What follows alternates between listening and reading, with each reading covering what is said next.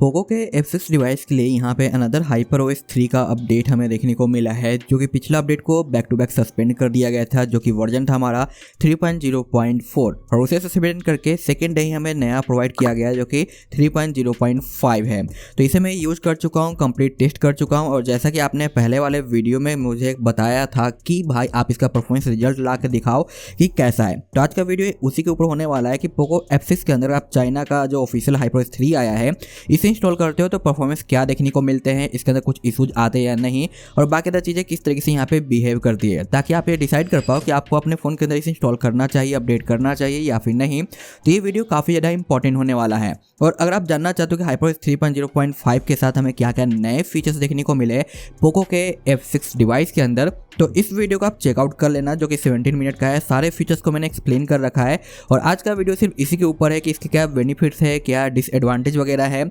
और इसे यूज करना चाहिए या नहीं। और जो पिछला अपडेट था 3.0.4 उसका ही ये फिक्स वर्जन है 3.0.5। तो फीचर्स के मामले में कोई भी चीज़ आपको यहाँ पे डिफरेंस देखने को नहीं मिलती, लेकिन हाँ परफॉर्मेंस में रियली में अपग्रेड हो चुका है 3.0.5 के अंदर, जो कि 3.0.4 को भी मैंने टेस्ट कर लिया था, वीडियो भी शूट कर लिया था, लेकिन सस्पेंड होने के बाद मैंने वीडियो आपको प्रोवाइड नहीं किया है और 3.0.5 टेस्ट कर लिया है। तो दोनों में क्या क्या डिफरेंस है वो भी मैं आपको यहाँ पे बताऊंगा। तो चलिए आज की वीडियो को स्टार्ट करते हैं और आपसे एक ही रिक्वेस्ट है कि किसी भी अपडेट को आने के बाद टेस्ट करने में काफ़ी मेहनत लगती है, तो प्लीज़ लाइक कर दिया करो, हमें मोटिवेशन मिलता है और पॉसिबल हो तो हाइप भी दे दिया करो।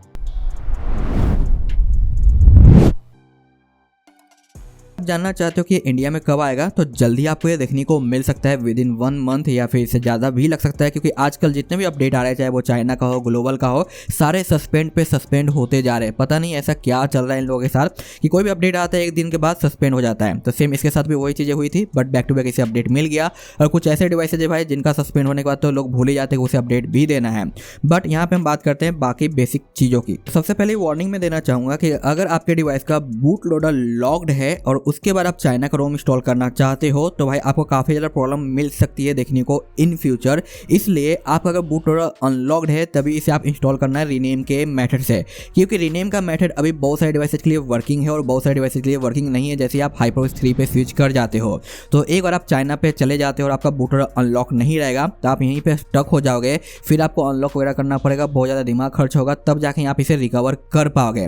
तो यहाँ पे साफ साफ वार्निंग है कि अगर आप सिर्फ HyperOS 3 के लिए एक्साइटेड हो और आपसे कंट्रोल नहीं हो रहा तो आप चाइना पे जाना चाहते हो ये देख के कि भाई HyperOS 3 कैसा काम कर रहा है, उसके बाद वापस इंडिया पे आ जाएंगे, तो ये चीज़ मत करना, क्योंकि मे बी आप जाके चाइना पे स्टक हो जाओगे और वापस आने में आपको बहुत ज़्यादा प्रॉब्लम होगी और मे बी आपको पैसा वैसा भी खर्च करना पड़ सकता है सॉफ्टवेयर फ्लैश करवाने से रिलेटेड। तो ये चीज़ नहीं करनी है। लेकिन आप डिसाइड कर रखे हो कि नहीं भाई मुझे चाइना पे ही जाना है और वहीं पे रहना है ताकि जो भी अपडेट आए वो सबसे पहले आपको देखने को मिले। जी हाँ, एडवांटेज होता है चाइना OS का कि अगर आप चाइना का स्टॉक OS यूज करते हो तो जो भी अपडेट आता है वो सबसे पहले चाइना में ही जाता है, फिर ग्लोबल और इंडिया बाकी जगहों पे देखने को मिलता है। तो सारी चीज़ें तो आपको पहले देखने को मिलेगी। यहाँ पे थोड़ा सा बैटरी भी इंप्रूव हो जाता है, एनिमेशन भी बेटर मिलते हैं और सारे फीचर्स सबसे पहले चाइना में आते हैं, तो ये सारे आपको एडवांटेज मिलते हैं। लेकिन आप एक नॉर्मल यूजर्स हैं तो आपको प्रॉब्लम क्या होगा कि चाइना के अंदर आपको प्ले स्टोर देखने को नहीं मिलता, आपको प्ले स्टोर का APK इंस्टॉल करना पड़ेगा, तब जाके आप प्ले स्टोर का बेनिफिट ले पाओगे। ये आवाज़ थोड़ी खराब लग सकती है क्योंकि भाई गला खराब हो चुका है, तो थोड़ा सा एडजस्ट कर लेना, ठीक है। तो यहाँ पे जो आपका प्ले स्टोर आप अलग से डालोगे उसके बाद आप प्ले स्टोर का बेनिफिट ले सकते हो, सारे ऐप्स वगैरह यहाँ पे यूज कर पाओगे। बट दिक्कत क्या है कि आप अगर व्हाट्सएप यूज करते हो, अभी फिलहाल दूसरा OS मैंने डाला है तो इसमें व्हाट्सएप इंस्टॉल नहीं है, लेकिन आप व्हाट्सएप यूज करते हो तो आपको व्हाट्सएप प्रॉपर वर्क करता है। व्हाट्सएप का आपको रियल टाइम पे जो नोटिफिकेशन मिल जाएगा, इसमें आपको दिक्कत नहीं आएगी। पहले दिक्कत आती थी कि चाइना का OS यूज करने के बाद रियल टाइम पे नोटिफिकेशन नहीं मिलता था, बट आज के टाइम पे ऐसा नहीं है, स्पेशली व्हाट्सएप के लिए। लेकिन वहीं पे अगर आप अपने फ़ोन के अंदर ट्विटर या फिर इंस्टाग्राम या बाकी अदर एप्लीकेशन यूज करते हो तो उसका रियल टाइम पे आपको नोटिफिकेशन देखने में प्रॉब्लम मिल सकता है। तो ये चीज़ थोड़ा सा ध्यान में रखना। अगर आप नोटिफिकेशन से रिलेटेड वरी रहते हो कि आपको रियल टाइम पे नोटिफिकेशन चाहिए, चाहे इंस्टाग्राम हो या फिर बाकी अदर जगह, तो यहाँ पे आपको प्रॉब्लम फेस करने को मिलेगा सिवाय व्हाट्सएप के। और सम टाइम आपका जो ये फ़ोन पे या गूगल पे वाले एप्लीकेशन है इसमें से आपका गूगल पे इजिली लॉग इन हो जाता है, कोई दिक्कत नहीं आती है। लेकिन आपका फ़ोन पे है या फिर बाकी अदर एप्लीकेशन, उसे आपको स्पेशल परमिशन देना पड़ेगा ताकि ये वर्क कर सके। तो स्पेशल परमिशन के लिए आपको ऐप के अबाउट में आ जाना है, स्पेशली बैंकिंग ऐप वाले, उसके बाद परमिशन पे आना है। आप ये सारे परमिशन को आपको इस तरीके से अलाउ कर देना है, ठीक है। उसके बाद अदर परमिशन में आपको कुछ और चीज़ों का परमिशन देना होगा, जैसे कि यहाँ पे सेंड MMS, उसके बाद SMS वगैरह, और यहाँ पे आपको देखने को मिल जाता है फ़ोन कॉल्स वगैरह का ऑप्शन है। बाकी यहाँ पे कॉन्टैक्ट वगैरह का आपको ऑप्शन देखने को मिलता है। अनदर यहाँ पे आपको जो एक्सेस का ऑप्शन ऑप्शन मिल जाता है, यहाँ पे इंस्टॉल्ड ऐप्स का आपको ऑप्शन मिल जाता है। इस तरीके से मोस्टली सभी ऑप्शन को आपको परमिशन देना है। उसके बाद आपको आपके फ़ोन के डेवलपर सेटिंग पे जाना है, जो कि मैंने अभी आपको बताया कैसे ऑन होता है। इसके अंदर एक आपको ऑप्टिमाइजेशन का ऑप्शन देखने को मिल जाएगा, जो कि बॉटम पे रहता है। उसे आपको टर्न ऑन करना है और डिवाइस को एक बार रिबूट कर लेना है। उसके बाद आपको जितने भी यूपीआई वाला एप्लीकेशन है उसे आपको लॉगिन कर लेना है। जैसे ही लॉगिन होता है यूपीआई एक्टिवेट आपका हो जाता है। उसके बाद आप इसे ऑफ कर लेना और जो भी आपने एक्स्ट्रा फालतू के यहाँ पे परमिशन दिए थे उसे आप वापस से डिनाई कर सकते हो, और जो इंपॉर्टेंट परमिशन होते हैं उसे आप बस यहाँ पे रख सकते हो। तो इस तरीके से बाकी बैंकिंग एप्लीकेशन आपका जो यहाँ पे काम करने लग जाएगा। लेकिन हाँ, जिस तरीके से ग्लोबल में सारे बैंकिंग ऐप आपके वर्क करते हैं स्मूथली, वैसा यहाँ पे वर्क नहीं करेगा। मे बी कुछ एप्लीकेशन जैसे कि आपका हो गया HDFC, एक्सिस या बाकी कई सारे होते हैं, उनमें से कुछ एप्लीकेशन आपके यहाँ पे काम नहीं करेंगे। इसलिए मैंने स्टार्टिंग में ही बोला है कि आप एक नॉर्मल यूजर हैं तो आपको ये यूज नहीं करना चाहिए, क्योंकि अगर आप एक एडवांस लेवल के यूजर से तो आप प्रॉब्लम को सॉल्व कर सकते हो, और सॉल्व नहीं हो तो वापस स्टॉक पे भी जा सकते हो। लेकिन आप एक नॉर्मल यूजर हैं तो आपके साथ प्रॉब्लम फेस करने को मिल सकता है। तो इसलिए मैंने कहा था कि ये मत डालना। उसके बाद मैंने आपको एडवांटेज बता ही दिया कि यहाँ पे एनिमेशंस वगैरह आपको जो ग्लोबल के कंपनी में ज़्यादा स्मूथ देखने को मिलता है। बट वैसे भी HyperOS 3 जो आया है इसमें आपका एनिमेशन काफ़ी ज़्यादा बेटर हो गया है, काफ़ी ज़्यादा यहाँ पे स्ट्रॉन्ग हो चुका है, जो कि मुझे ये पसंद आया है।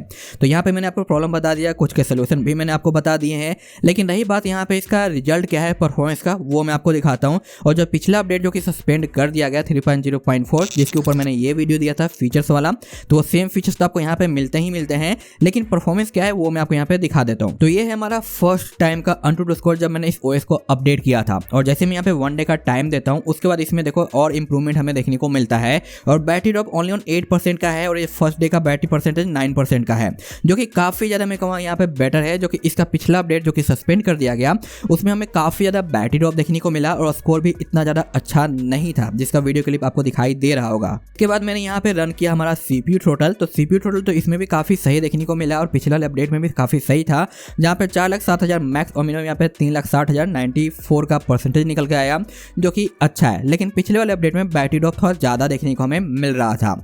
अनदर यहाँ पे है ये Geekbench हमारा, जो कि ये भी फर्स्ट डे का है OS को अपडेट करने के बाद, जो कि ओवरऑल काफ़ी अच्छा है।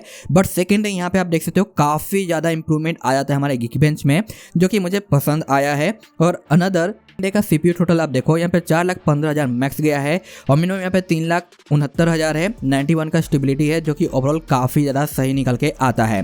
तो यहाँ पे 1 डे का टाइम देने के बाद इसमें इंप्रूवमेंट दिखाई देता है परफॉर्मेंस का, जबकि पिछले अपडेट जो कि 3.0.4 था उसमें बैटरी ड्रॉप काफ़ी ज़्यादा था और परफॉर्मेंस भी उतना ज़्यादा अच्छा देखने को नहीं मिला। साथ ही साथ यहाँ पे आप देख सकते हो स्टैंड बाय बैटरी ड्रॉप में मुझे 0% का बैटरी ड्रॉप देखने को मिला, जो कि मैं आपको यहाँ पे दिखाता हूँ किधर गया हमारा।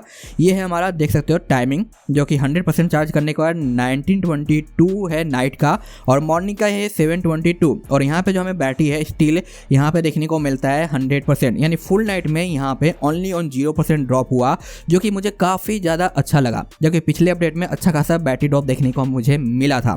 तो ये अपडेट जो है रियल में इम्प्रूव्ड है, स्टेबल है, जो कि आपको काफ़ी पसंद आएगा। और चार्जिंग स्पीड ओवरऑल ठीक है, लेकिन आपको पता है कि 100% चार्ज होते टाइम फ़ोन थोड़ा स्लो चार्ज होता है, उसके हिसाब से यहाँ पे आपको टाइमिंग हल्का सा ज़्यादा लगेगा। लेकिन हाँ, चार्जिंग स्पीड मुझे ओवरऑल काफ़ी ज़्यादा अच्छा लगा है। बाकी फीचर्स वाइज मैंने आपको सारी चीज़ यहाँ पे बता ही दिया है, क्या है कैसे नहीं है, तो वो चीज़ आप यहाँ पे जाके उस वीडियो को चेकआउट कर सकते हो, जो कि आपको यहाँ पे अच्छा खासा आइडिया लग जाएगा उसके बारे में।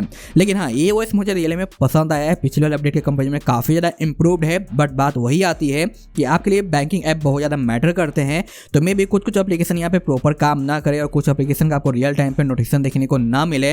लेकिन ये सारी चीज़ आप एडजस्ट कर सकते हो, आपके लिए उतना ज़्यादा इंपॉर्टेंट नहीं है। व्हाट्सएप वगैरह के अलावा बाकी चीज़ों में आपको दिक्कत नहीं आएगी, तो आप इसे इजीली यूज कर सकते हो। और इसके बाद एक EU का अपडेट आया है, वो भी मैं आपको दे दूंगा, और इंडिया में ये जल्दी आपको देखने को मिलेगा, उसके लिए वेट कर लेना।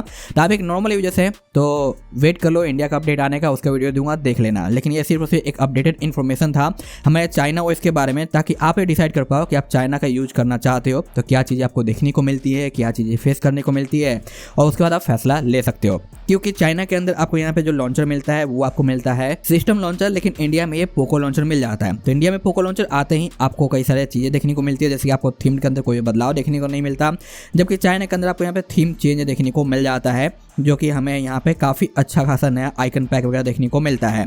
साथ साथ यहाँ पे आपको और भी चीज़ें देखने को मिल जाती है लॉन्चर से रिलेटेड, जो कि चाइना में चीज़ें हैं। तो ज़रूरत की चीज़ें बहुत दी गई है, लेकिन हाँ, हर एक चीज़ आपके यहाँ पे काम की हो ऐसा नहीं है। और यहाँ पे आप देख सकते हो कि ये आपको दिखाई दे हल्का सा वाइट, जो कि ग्लोबल में ही सेम देखने को मिलता है, बट अगर आप यहाँ पे एडवांस टेक्सचर इसका ऑन कर देते हो तो ये आपका ट्रांसपेरेंट जैसा है जो हो जाता है। और यहाँ पे रिफ्रेश रेट वगैरह तो हमारा वर्किंग ही है, बस मैंने डिफॉल्ट पे रख रखा था। तो आप देखो यहाँ पे अब ट्रांसपेरेंट आपको देखने को मिलेगा, देख रहे हो ना, हो गया। और बाकी यहाँ पे भी ये ट्रांसपेरेंट आ चुका है ग्लास इफेक्ट में, जो कि काफी ज़्यादा यहाँ पे जो हमें सही दिखाई देता है। तो इस तरीके से चीज़ें आपको देखने को मिलती है चाइना वाले अपडेट के साथ, जो कि आप यहाँ पे यूज करोगे तो आपको देखने को मिलेगा। तो आई होप कि आप प्रॉपर समझ चुकी हो क्या है कैसे नहीं है। तो उसके लिए वेट जरूर कर लेना, ताकि आपका इंडिया का आया तो इंडिया का कर लो, अगर यू करना चाहते हो तो यू कर लेना। और पोको के F7 के लिए भी फाइनली यहाँ पे HyperOS 3 का इंडियन अपडेट आ चुका है, जिसकी टेस्टिंग यहाँ पे चल रही है। और इसके अंदर एक सीरियस इशू देखने को मिला था, जिसके ऊपर मैं काम कर रहा हूँ। अगर सॉल्व होता है तो आपको वीडियो दे दूंगा, नहीं होगा तो भी मैं आपको बता दूंगा क्या है कैसे है। तो अगर आप या आपके फ्रेंड में कोई भी पोको F7 की वजह से तो उन्हें भी बता देना, ताकि वो वीडियो चेकआउट कर सके। आज की डेट में भी मिल जाएगा। तो आज के लिए बस एक छोटा सा इन्फॉर्मेशन था, ताकि आपको सारी चीज़ें समझ में आए। और हाँ, एक चीज़ और मैं यहाँ पे कहना चाहूँगा, अगर आप एक न्यू यूजर से नोब है, आपके पास पीसी नहीं है, तो मैं यहाँ पे एक नया प्लेलिस्ट क्रिएट कर रहा हूँ, जो कि 2026 का ऑल फ्लैशिंग गाइड होने वाला है विदाउट पीसी के। तो ये आपके लिए काफ़ी ज़्यादा इंपॉर्टेंट होगा। 2026 में डेली एक वीडियो आने लग जाएगा, ताकि आप इन्हें देख लेते हो तो आपको हर एक चीज़ करना आ जाए। अनलॉकिंग, रोम फ्लैशिंग, रोम चेंजिंग, फास्टफूड फ्लैश, ओएस को अपग्रेड करना, डाउनग्रेड करना और बहुत सारी चीज़ें। तो हर एक बेसिक चीज़ यहाँ पे मैं क्लियर कर दूंगा। तो वेट करो, और चैनल पे नए हैं तो प्लीज़ सब्सक्राइब भी कर लेना।